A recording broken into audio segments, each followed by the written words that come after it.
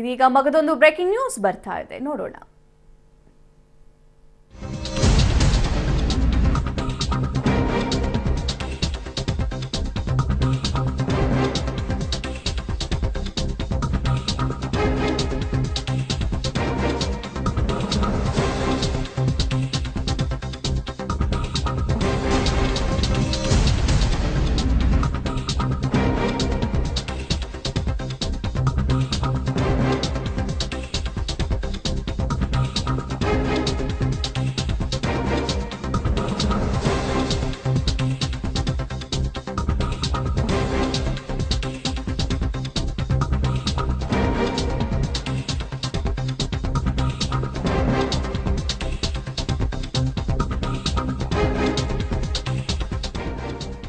Interesting ಬೆಳವಣಿಗೆಗಳು ಆಗ್ತಾ ಇದೆ. ಆಪರೇಷನ್ ಕಮಲಕ್ಕೆ ಕಾಂಗ್ರೆಸ್ ಶಾಸಕನಿಂದಲೇ ಬೆಂಬಲ ವ್ಯಕ್ತಪಡಿಸಲಾಗಿದೆ. ಯಡಿಯೂರಪ್ಪ ಸ್ಥಾನದಲ್ಲಿ ಯಾರೇ ಇದ್ದಿದ್ರು ಕೂಡ ಈ ಕೆಲಸವನ್ನ ಮಾಡ್ತಾ ಇದ್ರು. ಬಿಜೆಪಿ ಸರ್ಕಾರ ರಚನೆಗೆ ಬೇಕಿರೋದು 7 ಶಾಸಕರು ಮಾತ್ರ ಅಂತ ಹೇಳಿದ್ದಾರೆ. ಹೀಗಾಗಿ ಎಲ್ಲರನ್ನೂ ಕೂಡ ಸಂಪರ್ಕ ಮಾಡ್ತಿದ್ದಾರೆ ಅಂತ ಹೇಳಿ ಚಿಕ್ಕಬಳ್ಳಾಪುರ ಶಾಸಕ ಸುಧಾಕರ್ ಹೇಳಿದ್ದಾರೆ. ಪಕ್ಷ ಉಳಿಬೇಕು, ಪಕ್ಷ ಬೆಳಿಬೇಕಾಗುತ್ತೆ, ಅಭಿವೃದ್ಧಿ ಆಗಬೇಕು ಅಂತ ಹೇಳಿ ಕೇಳ್ಕೊಂಡಿದ್ದೀನಿ. Thank you.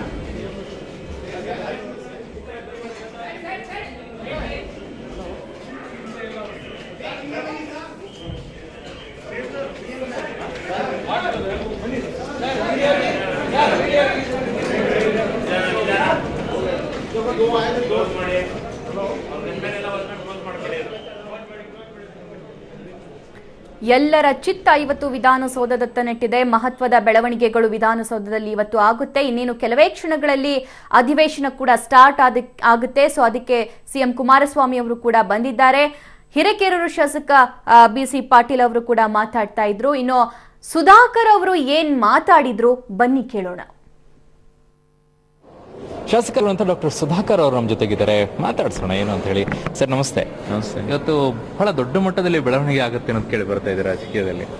ಏನು ದೊಡ್ಡ ಮಟ್ಟದ ಬೆಳವಣಿಗೆ ಅಂದ್ರೆ ನಂಗೇನು ಒಂದು ಅನರ್ಹಕ್ಕೆ ಶಿಫಾರಸನ್ನ ಮಾಡ್ತಾ ಇದ್ದಾರೆ. ಇನ್ನೊಂದು ಕಡೆ ಬಿಜೆಪಿ ಅವರ ವಿರುದ್ಧ ಆಡಿಯೋ ರಿಲೀಸ್ ವಿಚಾರದಲ್ಲಿ ಚರ್ಚೆ ಕೂಡ ಸದನದಲ್ಲಿದೆ. ನೋಡೋಣ, ನಿಮ್ಮ ಥರ ನಾನು ಕುತೂಹಲದಿಂದ ನೋಡ್ತಾ ಇದ್ದೀನಿ. ಸದನದ ಒಳಗಡೆ ಹೋದಾಗ ಗೊತ್ತಾಗ್ತದೆ ಏನಾಗ್ತದೆ ಅಂತೇಳಿ. ಯಾವ್ಯಾವ ಆಡಿಯೋಗಳು ಟೇಪ್ಗಳನ್ನ ಯಾರ್ಯಾರು ಬಿಡ್ತಾರೋ ಗೊತ್ತಿಲ್ಲ, ನೋಡೋಣ ಆಗಲಿ. ನಾನು ಕೂಡ ಕುತೂಹಲದಿಂದ ಇದ್ದೀನಿ, ಅದಕ್ಕೆ ಬೇಗ ಬಂದಿದ್ದೀನಿ. ಓಕೆ, ಬಟ್ ಸುಧಾಕರ್ ಅವ್ರ ವಿಚಾರದಲ್ಲೂ ಕೂಡ ಕೇಳಿ ಬರ್ತಾ ಇದ್ದಿದ್ದು ಒಂದು ವಿಚಾರ, ಸುಧಾಕರ್ ಅವರು ಕೂಡ ಬಿಜೆಪಿ ಜೊತೆಗೆ ಸಂಪರ್ಕದಲ್ಲಿದ್ದಾರೆ, ತಾವು ಕೂಡ ಅತೃಪ್ತರಲ್ಲಿ ಲಿಸ್ಟ್ನಲ್ಲಿ ಇದ್ದೀರಾ ಅಂತ ಹೇಳಿ. ನಾನೆಲ್ಲೂ ಹೇಳಿಲ್ವಲ್ಲ, ಹೇಳಿದ್ದೀನ? ನಾನೆಲ್ಲೂ ಹೇಳಿಲ್ಲ. ಏನು ನನ್ನ ಸಂಘರ್ಷ ಇದೆ ಅದು ನನ್ನ ಪಕ್ಷದ ಜೊತೆ. ಎಲ್ಲಿ ಅನ್ಯಾಯ ಆಗಿದೆ, ಇವತ್ತು ನಾನೇನು ಯಾವ ಪದವಿನೂ ಕೇಳಿರಲಿಲ್ಲ. ಘೋಷಣೆ ಆದಮೇಲೆ ಕೊಡೋವಂಥದ್ದು ಪಕ್ಷಕ್ಕೆ ಬಿಟ್ಟಿರ್ತಕ್ಕಂಥ ವಿಚಾರ. ಅಷ್ಟು ಬಿಟ್ಟರೆ ನಾನಿನ್ನೇನು ಬೇರೆ ಇನ್ನೇನು. ಪಕ್ಷದ ನಡುವೆ ಇರುವಂಥ ಸಂಘರ್ಷ ಏನು ಡಾಕ್ಟ್ರೆ? ಸಂಘರ್ಷ ಏನಿಲ್ಲ. ನಾನು ಪಕ್ಷಕ್ಕಿರ್ತಕ್ಕಂಥ ಇವತ್ತು ಜವಾಬ್ದಾರಿ ಏನಿದೆ, ಅವರು ನನ್ನನ್ನು ಯಾವುದೋ ಒಂದು ಸ್ಥಾನಕ್ಕೆ ಆಯ್ಕೆ ಮಾಡಿದ್ದಾರೆ. ಆ ಆಯ್ಕೆಯನ್ನು ಕೊಡಿಸೋಂಥದ್ದು ಯಾರ ಜವಾಬ್ದಾರಿ? ಈಗ ಪಕ್ಷದ ಜವಾಬ್ದಾರಿ. ನಾನೇನು ಅಪೇಕ್ಷೆ ಮಾಡಿರಲಿಲ್ಲ, ಹಾಗಾಗಿ ಪಕ್ಷಕ್ಕೆ ಬಿಡ್ತೇನೆ ನಾನು. ಪಕ್ಷದ ಮೇಲೆ ಡಾಕ್ಟರ್ ಸುಧಾಕರ್ ಅವರಿಗೆ ಕೋಪ ಇದೆಯಾ, ಇಲ್ಲ ಮುಖ್ಯಮಂತ್ರಿಗಳು ಅದಕ್ಕೆ ಶಿಫಾರಸು ಒಪ್ಪಿಗೆ ಕೊಡಲಿಲ್ಲ ಅನ್ನೋ ಕೋಪ ಇದೆಯಾ ಡಾಕ್ಟರ್ ಸುಧಾಕರ್ ಅವರಿಗೆ? ಈಗ ನೀವು ಇವತ್ತೇ ಹೇಳಿದಿರಿ, ಈಗಾಗಲೇ ಇನ್ನೂ ಹೆಚ್ಚಿನ ಕುತೂಹಲ ಇರತಕ್ಕಂಥ ಸಂಗತಿಗಳು ಬರ್ತಾ ಇದ್ದಾವೆ. ಹಾಗಾಗಿ ಅದಾಗಲಿ, ಇದು ಕೂಡ ಅದರ ನಡುವೆ ಸೇರ್ಕೊಂಡು ಮತ್ತಷ್ಟು ಕುತೂಹಲ ಆಗೋದು ಬೇಡ. ಹಾಗಾಗಿ ಇರ್ತಕ್ಕಂಥ ಸಿಂಪಲ್ ಆಗಿ ಕೇಳ್ತಾ ಇದ್ದೀನಿ ಡಾಕ್ಟರ್ ಸುಧಾಕರ್, ಪಕ್ಷದ ಮೇಲೆ ತಮಗೆ ಅಸಮಾಧಾನ ಇದೆಯಾ, ಮುಖ್ಯಮಂತ್ರಿಗಳ ಮೇಲೆ ಅಸಮಾಧಾನ ಇದೆಯಾ, ಅದಕ್ಕೆ ಒಪ್ಪಿಗೆ ಕೊಡದೆ? ಪಕ್ಷದ ಮೇಲೆ ಯಾಕೆ ಅಸಮಾಧಾನ ಇದೆ? ಪಕ್ಷದವರು ನನ್ನನ್ನು ಆಯ್ಕೆ ಮಾಡಿದ್ದಾರೆ ಅಲ್ವಾ. ಹಾಗಾಗಿ ನಮ್ಮ ಪಕ್ಷದ ಮೇಲೆ ನನಗೆ ಯಾವ ಅಸಮಾಧಾನ ಇಲ್ಲ. ಪಕ್ಷದ ನಾಯಕರುಗಳ ಬಗ್ಗೆ ನನಗೆ ಗೌರವ ಇದೆ. ಹಾಗಾಗಿ ನನ್ನ ಪಕ್ಷಕ್ಕೆ ನನಗೆ ಪ್ರೀತಿನೂ ಇದೆ. ಹಾಗಾಗಿ ಪಕ್ಷದ ಮೇಲೆ ಅಸಮಾಧಾನದ ಪ್ರಶ್ನೆ ಬರದೇ ಇಲ್ಲ, ಉದ್ಭವನೇ ಆಗ. ಹಾಗಿದ್ರೆ ಮುಖ್ಯಮಂತ್ರಿಗಳ ಮೇಲಿನ ತುಂಬಾ ಅಸಮಾಧಾನ ಇದೆ. ಅದನ್ನು ನಿಮಗೆ ಬಿಡ್ತೀನಿ, ನಾನೇನು ಹೇಳಲಿಕ್ಕೆ ಹೋಗ. ಕೊನೆಯ ಪ್ರಶ್ನೆಯನ್ನ ಕೇಳ್ತೀನಿ ಸುಧಾಕರ್ ಅವರೇ, ಬಿಜೆಪಿ ತಮಗೇನಾದ್ರೂ ಆಫರ್ ಮಾಡಿ? ನೋಡಿ, 104 ತಗೊಂಡು ಈಗ ಇಬ್ಬರು ಸ್ವತಂತ್ರ ಅಭ್ಯರ್ಥಿಗಳು ಅವ್ರ ಜೊತೆ ಹೋದ್ಮೇಲೆ 106 ಆದ್ರು. ಇನ್ನೆಷ್ಟು ಬೇಕು ಅವ್ರಿಗೆ? 7 ಜನ ಬೇಕು. ಹಾಗಾಗಿ ಅವ್ರು ಪ್ರಯತ್ನ ಮಾಡ್ತಾರಲ್ವಾ. ನೀವು MLA ಆಗಿದ್ರೆ ನಿಮ್ಮನ್ನು ಕೇಳಿ. ನನ್ನ ಪ್ರಶ್ನೆ ಅದಲ್ಲ, ನನ್ನ ಪ್ರಶ್ನೆ ಎಲ್ಲರನ್ನೂ ಕೇಳ್ತಾರ್ರಿ. ಈಗ 80 ಪ್ಲಸ್ ಅವರೊಂದು 37 117 ಜನ ಅವ್ರೆ. 117 ಜನರನ್ನು ಕೇಳೋದಕ್ಕೆ ಪ್ರಯತ್ನ ಮಾಡ್ತಾರೆ, ಸ್ವಾಭಾವಿಕ ಅಲ್ವಾ?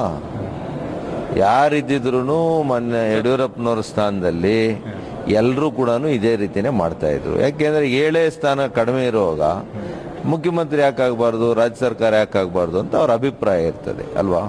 ತಮ್ಮ ಅಭಿಪ್ರಾಯ? ನನ್ನ ಅಭಿಪ್ರಾಯ ಅಲ್ಲ, ಅವ್ರ ಅಭಿಪ್ರಾಯ. ಆಸಕ್ತಿ ಇದೆಯಾ ತಮಗೆ ಬಿಜೆಪಿ ಆಫರ್ ಮಾಡಿದ್ರೆ ಹೋಗಕ್ಕೆ? ಏನು ಬಿಜೆಪಿ ಜೊತೆಗೆ? ಅದೆಲ್ಲ ಕೂಡ ಈಗ ಅಪ್ರಸ್ತುತ. ಆ ಪ್ರಶ್ನೆನೇ ಅಪ್ರಸ್ತುತ.